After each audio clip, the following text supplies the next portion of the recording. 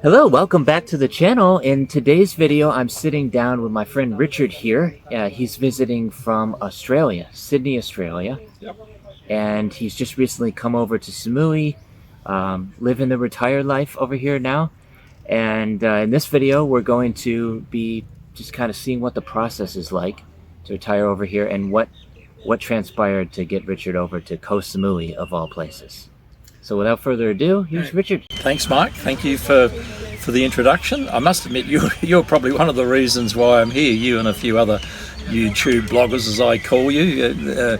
All the great videos that you and Randy and a few of the other people do and talking about Koh Samui as a place to come to retire. Sort of, it really does create the aspiration of going, well, maybe you know, there's time to go and do something else. There are other better places in the world. So, you know, I come from Sydney, been in Sydney 40 odd years. Sydney's a great place, but it's also become, you know, one of the most expensive cities in the world. It's in the top 2 or 3. So unless you're earning a lot of money, Sydney can become a place where you just exist. And I must admit, when I got to the point where I had to decide, well, to retire and what was I going to do, I started thinking about, well, what are the other opportunities to go and live in a different environment around the world. And in one of my previous jobs, my business partner and I, Rachel, when we went overseas, as we did a lot in business to do jobs for clients, we would often say, oh, could live here, we'd love to live here. So when I retired, a friend of mine said, well, what are you going to do? I said, well, don't know. You've got no mortgages, you've got no kids, you got rid of all the leases on your shop fronts. Why don't you just get on a plane and go? There's nothing tying you down to Australia at that that's point. That's right, because I really wanted to try something new and different. And you know, I've been to Thailand before, done Phuket, done Penang, been to Koh Samui years ago, and I thought, well, if I wanted to go anywhere, it's a good halfway point. If I wanted to go to Italy, say, and live in Italy for a while, well, this is not a bad halfway point to go. So, exactly. So I thought, well, Bangkok is a huge travel hub too, so you can get international flights from anywhere. That's right. I was hearing about that this morning. 120 odd flights in and out of Bangkok a day with all these different hubs. So I thought, well, if the Koh Samui doesn't work out for whatever, I can always go to Italy or go somewhere else and do it, because one of the things I've always been concerned about was I'm not afraid of failure, but I'm afraid of not doing something that I've always wanted to do before someone wants to put me in a box and bury me. So I just decided, well, this is the time to go and do it. So the hardest part of all of it was packing up your own stuff. And it can be difficult. I've got so much personal stuff. I've done a lot of yachting, a lot of international yachting, so I've got a lot of trophies and a lot of equipment. So trying to get rid of all of that and get down to effectively 1.5 suitcases to come and live in a beautiful place like Koh Samui with all these great beaches and great food choices. That was probably the hardest part, and of course, apart from leaving family behind. And it's a big risk. Well, you took a big leap coming over here, and you leave your family behind. My girlfriend's not overly happy that I've left and come over here, so she's regularly on the phone saying, "Are you coming home yet? Are you bored yet?" Okay. Not just yet. Hit the bullet. She's booked for the 3rd of April. She's coming over for 3 weeks, and maybe you better use that example with your parents. Might get you. Yes. I'm still working on them, but my dad has a passport. No, my mom has a passport. But my dad doesn't. Oh, there you go. They've had an open invitation. Yeah. So look, I mean, Alex has been here before. She's coming in April for 3 weeks. We're going to go and do quite a lot of exploring, but I just needed to get out of. She's got a big family and she's very committed to her family. I just needed to go and do something a bit different for a while. And so here I am in Koh Samui, and at this point in time, I haven't made a mistake. Food's great. The weather's been up and down, but it's monsoonal, so that's okay. I can accept it, but it hasn't been overly hot. It's been great. Rainy season is behind us. From about that's right, October to early January, so it should be. Yeah. So that's sort of how it all happened, and then it was a matter of them breaking down all the key things that maybe could be difficult. You know, what's the health insurance like? What's this like? Can you drive over there? What if you get sick? What if you break a leg? do you ride bikes? So there's all those things I went through during a period of months to work out, well, is this the right thing to do? But Sure. Eventually I got to the end and I was able to tick all the boxes and go, yeah, let's just go and do it. So I booked an airfare, sold my cars. Good for you. Good for you. just, You took the leap into the I took a unknown. leap, which is really a bit I got out of your videos, was you took a leap. You know, you got on a plane and said, well, I'm out of Austin, Texas, and like I was going, well, I'm leaving Sydney. I've been here for 40 years and it's a great place, but I want to go and do something different.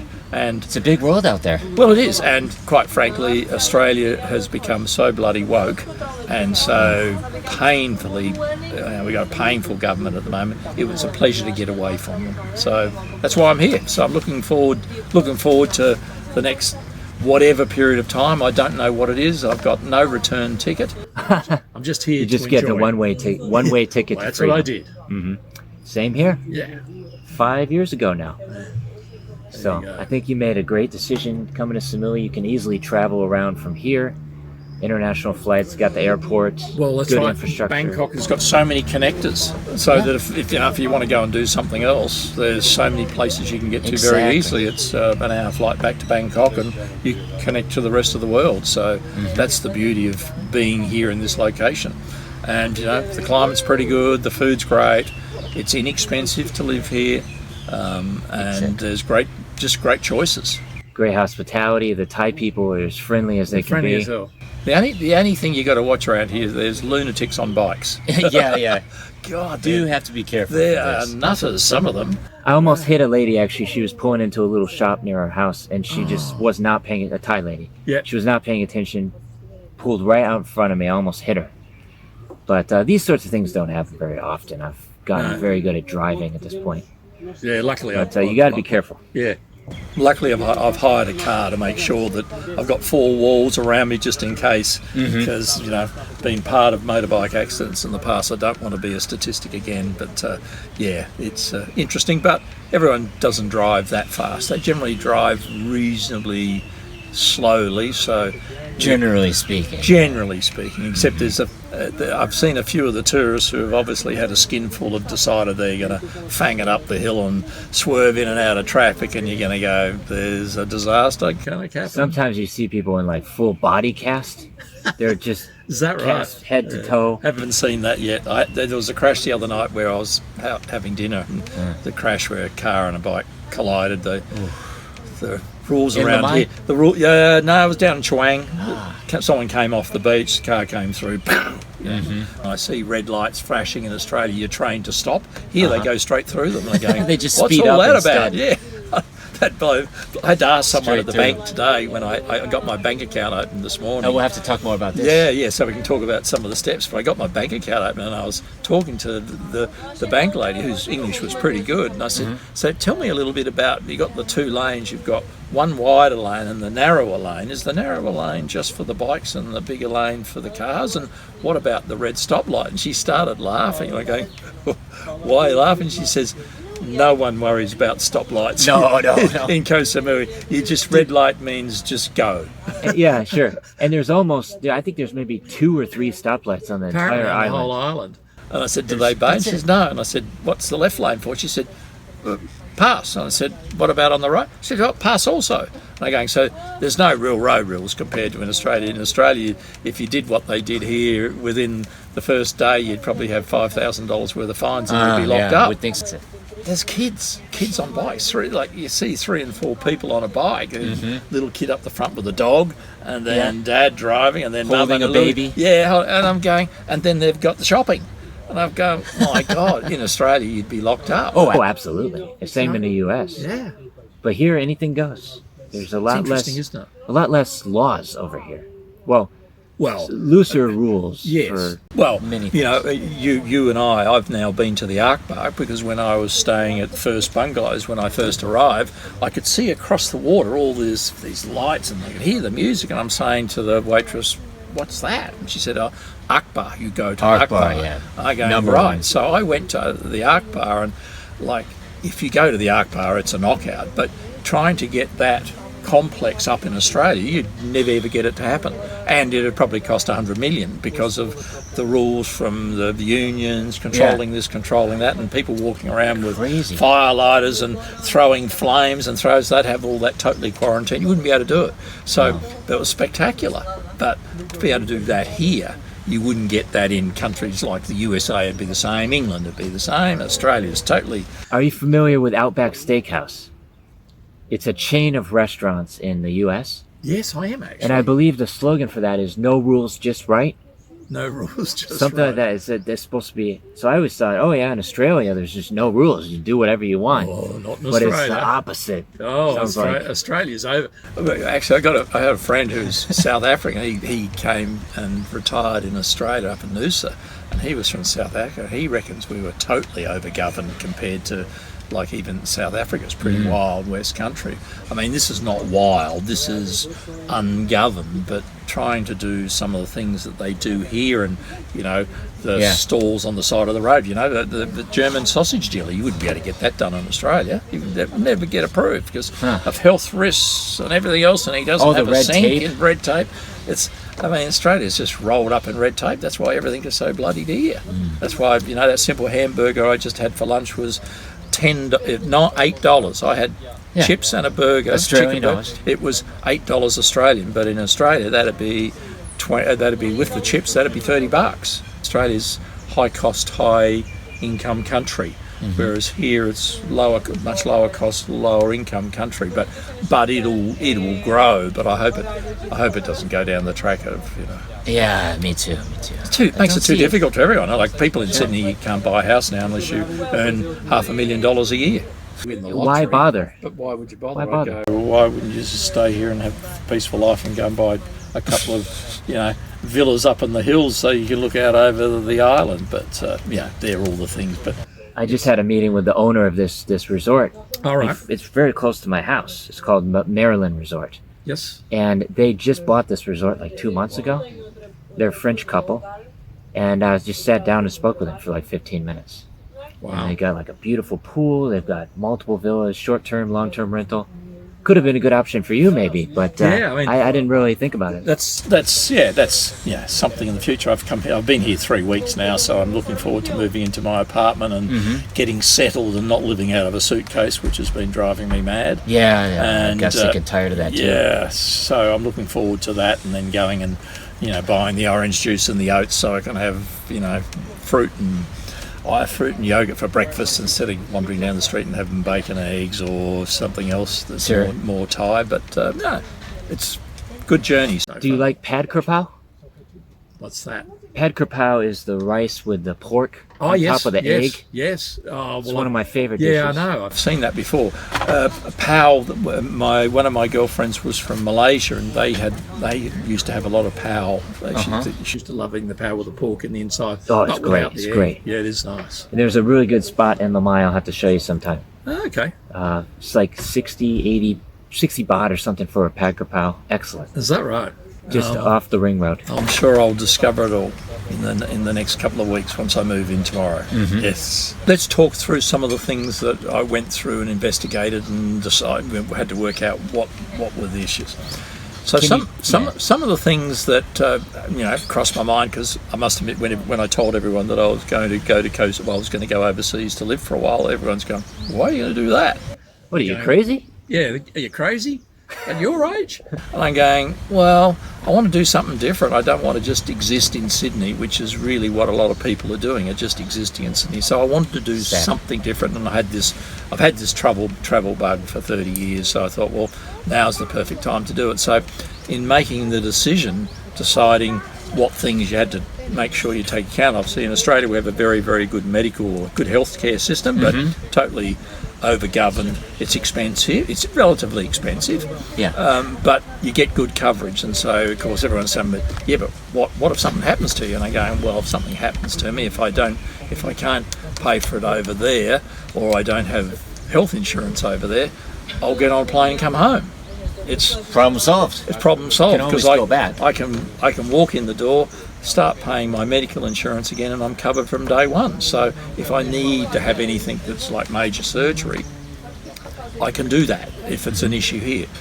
But you know, my cardiologist turned around and said, Not that far away. well, that's right. from here. It's a day and a half flight. You know, it's a day flight. If you catch all the way through, it's a day flight. So it's not like, you know, it's that difficult. No. So you can make that decision, and I can go home and you know, do whatever I've got to get done, and then recuperate, and then come back. So Sure. So there's ways around it. But Easy. then the Bangkok hospital is like the healthcare. The thing I found out in doing this investigation, I found out the healthcare in Thailand is very highly regarded. They're mainly all English-speaking doctors, and extremely highly regarded. Even my cardiologist has clients on Koh Samui who go to the Bangkok hospital here in Koh Samui. One of the best. Once a year, yep, one of the best. One of the best. And go and have their checkups because they've had a pacemaker inserted. So, but they're here on Koh Samui, but they go to the Bangkok hospital. And I know you and I were talking the other day. You went and had a checkup. Yeah, $45 USD. $45 for the day. You had a whole checkup, so scans, blood tests, everything else, and Everything, an the appointment whole with the 9 doctor yards. and talk through the whole thing. Hold on. Now in Australia, that'd take you 2 weeks to do all that. You get it done in a day, and it's 45 US. I just walked in, made an know. appointment the very next day I went in. Yeah. So I'm going to do the same thing, because Easy. in Australia you'd have to ring up, we go and do your blood test, you'd have to go and see your doctor. So you're talking hundreds of dollars, and then you've got to wait for the reports. Whereas here, and the thing that came out in a lot of the videos I've seen, is that you can get this service instantaneously. Same day. I went back 3 hours later. They gave me the full All the report. reports. I asked the doctor all the questions. He answered all my questions. So in Australia, you wait Easy. 4 or 5, you'd wait a week to get that, and America apparently is worse. So the process of going through from being pretty scared about the cost of medical insurance is I came back to it's about the same for my age. So if I've stopped something at $200 a month in Australia and I take up something here in Thailand, it's about the same cost. And what do you use for health insurance? Is it here in Thailand or back in Australia? No, well, you use it here in Thailand. You do it here in Thailand. There's a website, like a Mr. Finder website, Mr. Prakash. So one of those. You go on and you go in and put in all the things that you want to get covered, and then it'll come up with a price, and it gives you all the best insurers. That's pretty cool. Yeah, it's pretty cool. It's well known, and I'll have to look that one up. yeah, it's a couple of $230 a month for in hospital cover, and you didn't have to worry about out of hospital cover because it was only if you really wanted to go in. So the main item for me was ticking off, because of my age, was making sure that I can get health insurance cover here, and it was similar quality, which I was very easily reassured it was, and similar cost. So once I ticked off the health insurance thing, the rest of it sort of fell into place. You know, it's cheaper to rent here in Koh Samui. It's cheaper to buy here in Koh Samui. So if you want to purchase a property here in Koh Samui, it can be quite a lot more inexpensive. In Sydney, the average price of a house, and this is like the down, out 50 kilometres, is like $1.5 million. Well, $1.5 million here in Samui is about 35 million baht. So yeah, that's right. So here in Samui, you can buy a house that's equivalent to a $1.5 million house in Australia, in Sydney. You'd probably pay about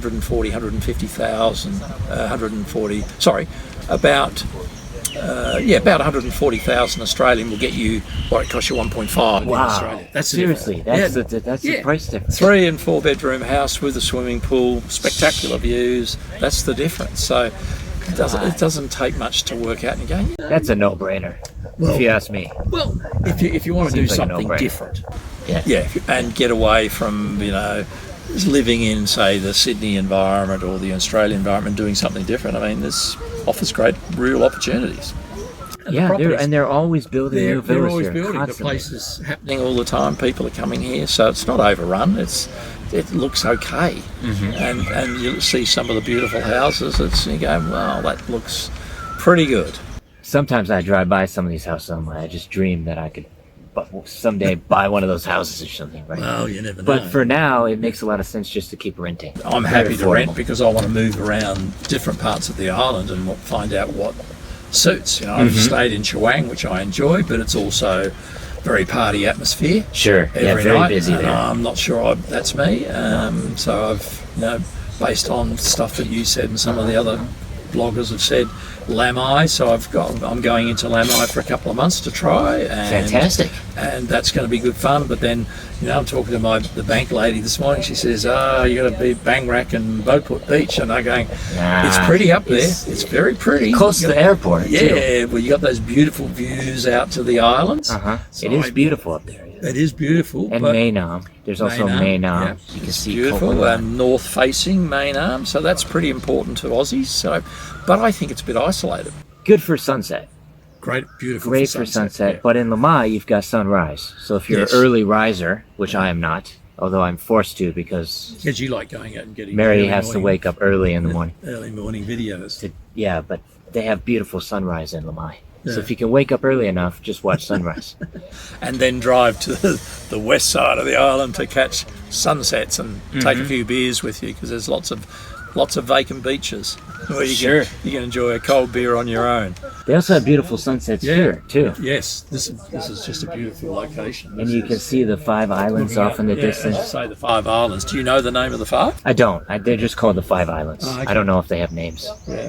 But It's a beautiful spectacular. spot. So when you sort of weigh it all up, there's not, the only thing that I think people would balk at is going, well, what if something happens? So you can always jump on a plane and go home. You can get medical insurance here, and you can get healthcare here that's as good as in Australia, if not better. if not better. And medical, what do they call it? Medical tourism is quite a big business here. Yeah, this is true. Yeah, so the hospitals are beautiful. I've driven past them and I'm looking and going, wow, that's like a 5-star resort. And they inside, It is. they actually just look like 5-star resorts. The bank account, you know, and here there's visas. You get 60 days when you come in, so you go, well, how do you manage around that? What am I going to do? So I'm applying for a retirement visa. So there is a process to go through for that. So you have to apply for a retirement visa, so you've got to get approved. So I've started that process. Excellent. Getting a bank account, getting an immigrant visa, and then you go through the process of applying for the retirement visa, and then you get a retirement visa and you can renew it every year and just come in and out when you want to. So Perfect. it's not too difficult. It's just a matter of dealing with bureaucracy, and the bureaucracy in Koh Samui is alive and well. It takes a few more people to do things. They're still very unautomated here compared to, say, Aussie, but Sure. Australia's very much at the forefront of a lot of technology, whereas here they're still, It's antiquated. it's a little antiquated. I mean, but, you know, it was interesting this morning. The lady who gave me my credit card, she gave me, my FPOS card for my new bank account. She had a paper list, and she had all the debit card numbers on the list, and she crossed it off and put my name alongside it, RF. And I chuckled. She was confused about why I was laughing, and then I had to roughly explain to her in her limited English that in Australia everything was just on computer and spits it out and does this. Yeah, they don't use paper. Yeah, and we to fly write. online, and so she's writing, she's chuckling away to herself. So, yeah, long way to go, but that's the quaintness, if you like, of Koh Samui. It's still, you know, it's over here, but you drive around and it's just... Gotta take the good with the bad. That's what I usually say. yeah. There's some things that could use some improvement. Yeah, they'll get there. But the beauty of it is you drive along and you think you're lost, and all of a sudden you pop out the other side at some part on the island, like I did the other day. My phone's ringing, and someone from Sydney was ringing me. I'm out in the middle of the bush, and suddenly I pull down the end of the road, and there's this 5-star resort out in the middle of nowhere. Wow. Do you remember which one it was? It was the Samui. It was over further. They're all called Samui, but I can't remember the name. Might have been Amari Samui or something like that. And it was just sort of, I'm going, wow, you're out in the middle of this bush. Whereas in Australia, a lot of the resorts are quite high-rise, which I think is more of what they've done down Hua Hin. Hua Hin, there's a lot of tall high-rise, whereas here high-rise everything condos. seems to be hidden close to the beach, and there's these grotty old roads that go into it. Then you pop in there and suddenly you find this beautiful resort. Sure. There's also regulations as to how high you can build. So they I do think limit there's people. a few places that have had to halt construction of some of the villas because they're too high up. Yeah, They're over the regulation. Yeah, well, it's good that they keep things low rise, because I think so too. As I said, if you drive around, you don't know these resorts are there, which means they have limited impact on the environment, which is great. So the hoops to jump through to get to Koh Samui are not that. It's just the process of going through and ticking off driving, money, healthcare. Can you get back? The issues around ownership of property still to be sorted through. There's some, you might buy a condo as opposed to buying your own house. The ownership of the block of land is seems to be in dispute, but that's not something I'm too worried about at the moment. It's foreigners can't own land here. It has to be Thai owned, and then 49% of the company. Something along these lines. But you can buy a condo. But you can buy a condo, and then you can own the 100%. Condo. Yeah. So I still think 51% of the has to be Thai shareholders though in the condo, living in the condo. Yeah, I believe. What else can we? Have you gotten your driver's license yet? Okay. Maybe we shouldn't talk about that one. Oh no, well I haven't applied. So clearly you can get when you come from Australia, you can get, and most other countries, you can get an international driving license, which I've got. Oh, perfect. I've got an international drive, so I can drive cars and ride motorbikes, because I had Harleys back in Australia, so I've got an international driver's license. But I think if you become a resident here longer term, like on a retirement visa, I think there's a rule around that you've got to apply for a Thai license. And I must admit, I did look into that, and there were a few funny stories about how easy it was to get a Thai license. I can see it. Mike's got one here. He's got his Thai license. Right there. So he's good to go. Driver's license. Yep. So I heard you just do a little bit of theory, and then you drive around the square, and that's about it. It's pretty straightforward. You pass the driving test. You do have to sit in a class for like 8 hours to watch some boring videos. Then you just have to pass the test, and they go to the transport office and pick up the license. So I'm not pretty sure. Easy. Yeah, I don't know the requirement around that, whether there's a time frame, or if I get a retirement visa, whether there's, within 12 months or 2 years. I mean, that's something I'll look into. All I wanted to do in the first 3 weeks was get here, find some long-term accommodation. There you go. Get a bank account, and then get the paperwork happening with the retirement, with the visa specialist, which is what I've done in this week. So process has started. Excellent. And now it's just a matter of following it all through and moving into apartments, and then sitting back and enjoying retirement. Not having to. The best part is not having to pick up the phone and talk to clients, and deciding, what will I do today? I might just go and lie on the beach for the day. I might lie around the pool for the day. Or I might do some walk today. Well, see, I've got e-commerce sites, so I've got some work that I do a couple of hours here and there, but some days side hustles. Yes, side hustles. My side hustles. So they're things that I do, but I enjoy doing that. But I don't have to do them every day.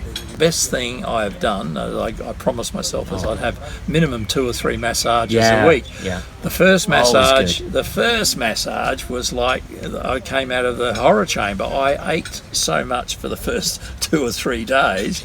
So the massage thing I was very keen to do, because in Australia it costs you $150 Australian to have a massage for an hour. Here it's equivalent of $18. That's the difference. $150 in Australia for an hour massage. Here, $14, $15 for an hour massage. That's a big price difference. And so for a professional, real Thai massage. Yeah, and these girls are trained. I found out when I was talking to them, limited English again, but no, they train, they do courses. Anyhow, so I had the second one, and I said, please go gentle, be gentle, and all that, and she was, and it was really good.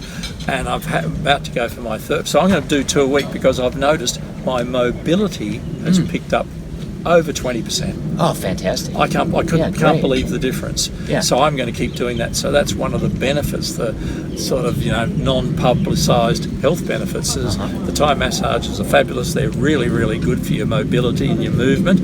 And so combine that with going and doing some introductory yoga, I'll certainly be able to loosen myself up and not be as tight and feel as though I'm stiff all the time. So Yeah, big benefit, big health massage benefit. is a game changer. Yeah, I've lost count of how many massages I've gotten Yeah. over the past 5 years. Hundreds. Yeah, I'm Hundreds. going to do sort of 2 or 3 a week. And I also have a recommendation for you, a really good massage Alright. place in Hua Tanan, which is just outside Lamai, Oh, okay. and it's called Yim Siam. My favorite massage spot. Oh, okay. Well, I'll Very professional. put that on the list after, Yeah. well, after tomorrow. After tomorrow when I move in, sort myself out, and I've got to find a gym because hotel I'm at the moment doesn't have a gym, so I've just been swimming and doing my exercises in the pool. But yeah, find a gym and a good massage therapist that I can go to 2 or 3 times a week because it's made a huge, just the spot. Yep, made a huge difference. Huge difference. So that's certainly one of the great benefits of being here in Thailand, but Koh Samui's a pretty good spot. I've been here 3 minutes. Mike's been here 5 or 6 years. So 4 years. 4 years. Going on 4 years. What am I doing with my life? Yeah, people will be going, what's he doing with his life? And they're going, he's having a really good time.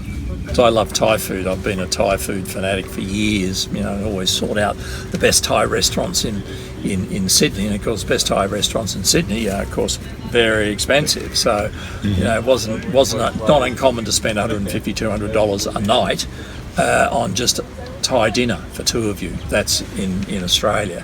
So that here in Koh Samui is about 30,000 baht for dinner. But the beauty of it is there's so many different, like there's the markets. You've got the little street vendors that, you know, I'm sort of being careful about at the moment, but the night markets are fabulous. I mean, I went out the other night to the night market over at Chaweng, the Chaweng night market, and this is how I can relate it back so people overseas. I had 2 entrees and a main course, so 2 entrees and a main course. Yeah. It cost me $7 Australian. In Australia, that would be 2 entrees and a main course.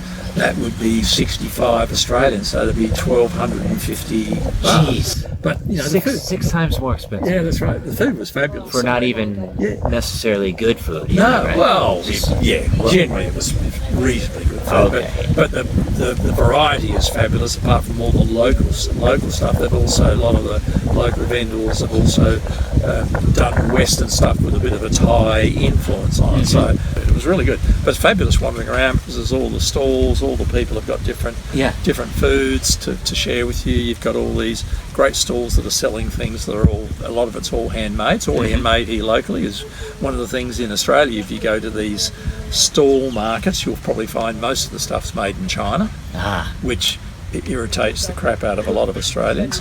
But here, everything you wander around, look at, and you talk to the people, and they go, it's all made in Thailand. So it's all made locally, which is great news. So good for economy. Still importing a lot of Chinese tourists, I guess you could say. But after COVID, like during COVID, there was nobody. There's no Chinese people coming here. in Australia, it's everywhere you drive, it's full of Chinese. In Sydney looks like it's a typical Chinese city at the moment. Yeah. It's difficult to spot the Caucasians. So as we say in Australia, we say spot the white man. Did you spot the white man? They have suburbs that there's a suburb called Chatswood. Chatswood. That's the name of the suburb. It's a great suburb, really good. It's been named Chatswood because it's been taken over by the Chinese, because the Chinese like to live very close to transport and food, and Chatswood's been built. A lot of the towers that they live in are built on top of the railway lines, so they can come out of their apartment, go straight downstairs, get on the train. They don't have to drive. So Lazy. Well, it's just they're used to that style of living, whereas Australians, we like to have the quarter-acre plot like we've got here, the cricket pitch in the background, down the street, and a swimming pool, whereas the Chinese are used to living in much smaller places. So That makes sense. Yeah, Australia's become, well, it's an international country, but, there's a lot of Chinese moving into a lot of the cities. In Canada, it's mostly Indian.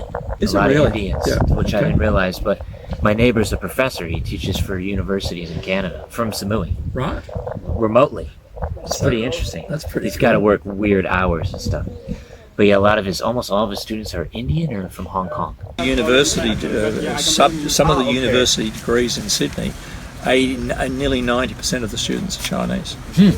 Nearly 90% of the class is Chinese. So a bit of a worry. It is. But, that's unfortunately a lot of the universities in Australia have made the subject of international university students are part of their tourist budget, how they get their money, because they charge huge money for these people to come in. They have huge turnovers of bringing international students in, doing university courses. In Australia, Chinese can come in and they can basically go around and buy up any $4 or $5 million property, and they can own it. So that's the difference here. That's the difference here, which is, I think, the difference here is the clever way to go, because at the moment in Australia we've got, you can be in some streets where the whole street is now owned by the Chinese and you're the only Australian there, and you're going, we're being pushed out. Where is my street party with all my Australian mates? They've all disappeared. They're now all Chinese, and of course they don't do street parties. They're not assimilated as Australians. So it's starting to be a bit of an issue in Australia. As I said, part of that is also driven by the international tourism. Part of that's driven by letting the internationals buy property. You fly into Beijing and try and buy property. Ain't gonna happen. You can't buy anything in China. So why did we do that? I don't know. And the short and tall of it all is, I mean, Koh Samui is a great place to come to. Do your homework. Everyone's friendly. Everyone's very helpful. The food, the culture, getting around's easy. Everything is sensibly priced. Nothing's outrageous, and everyone tries to help. So, I know I've made the right decision. It's a matter of I'm glad you feel that way. Oh yeah. No, well, it's there's been a lot of information out there between you and all the other guys who do stuff on YouTube and talk about Thailand. One guy from the Gold Coast called Johnny. I don't know Johnny's last name. It's Johnny. Something happening. Johnny something happening. He's from the Gold Coast.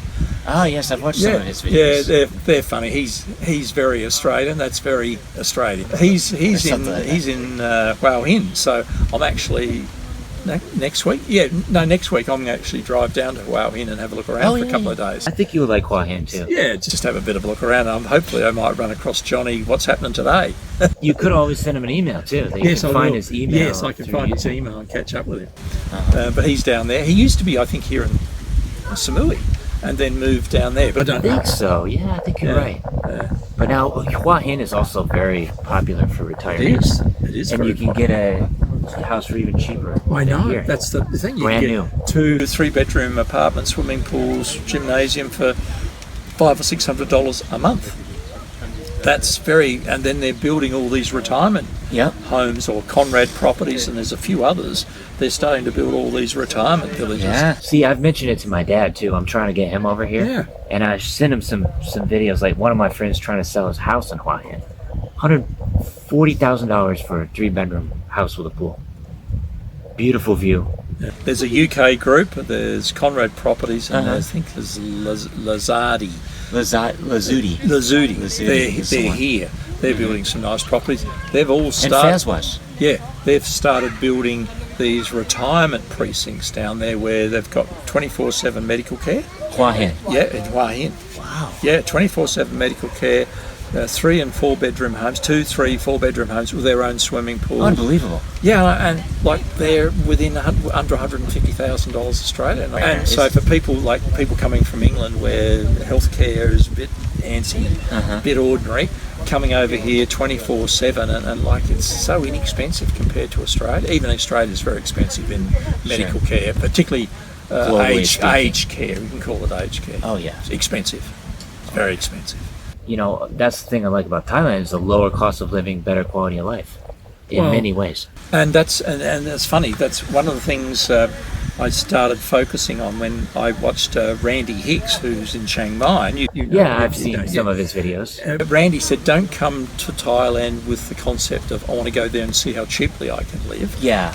Come with the concept of, I want to see how well I can live for the same price. That's a good point. And that's probably the shift in my thinking. I was going, if I can go and rent something for $400 or $500 a month, and I'm going, it'll be a shithole. It'll be a one little room apartment, and I won't have a quality of life. And so I've taken his advice and saying, well, okay, go spend the money on a really nice apartment near the beach, near where you want to be, and live the life. That's what it's about. It's not about trying to save money. Just come and live. You don't want to be trying to cut costs at every turn and getting by on $1,000 a month. I've done it.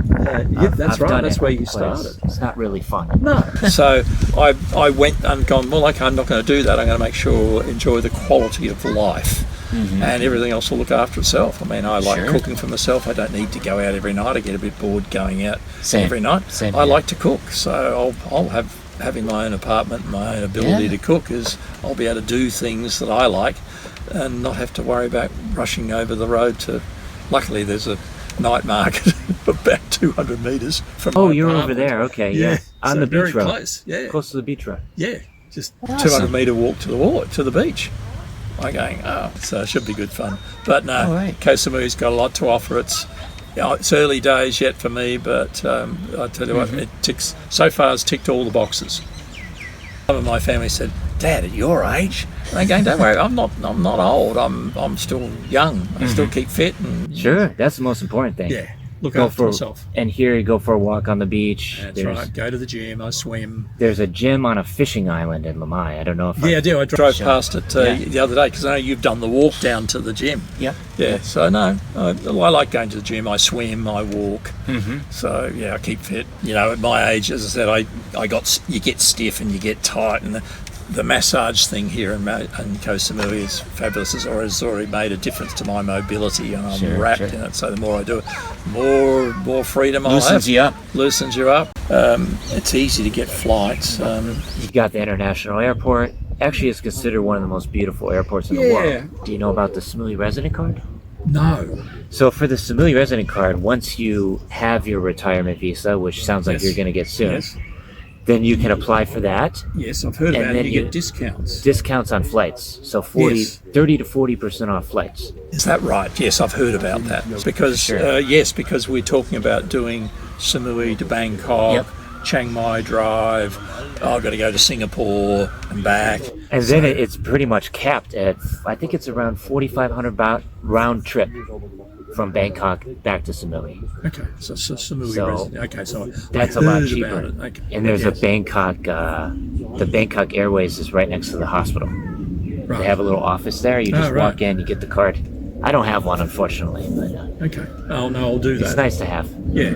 I haven't rushed at this stage to go and do a lot of the tourism, other than I have driven around the island. I've hired a car and driven around the island, and one of the fun bits about driving around the island, and that it came from in actual fact it came from one of your videos where you said, "Oh, let's go down this little road here," and I'm going, it's not bitumen, it's dirt, and it's interesting when you go off road and you go, "Oh, I wonder what's down there." So I've started going down all these dusty, dirty roads, and guess what? You go down the end, and that's where you find all these beautiful cafes, and resorts. They're all on the beach because they're all hidden down these roads. So that's the thing that I found is very different. Whereas in Australia, you know, that would be a beautiful bitumen road into this high-rise, magnificent resort. Whereas here you go, geez, am I going down somewhere and someone's going to mug me? But sure enough, at the end, you find these beautiful resorts on the beach. Even where we're at now is kind of like down, not really a dirt road, but it's coming in, you're off going, the beaten I wonder path. where this is going. But then you look over there and there's a couple of 5-star, 6-star resorts just over here. That's Mari. Yes.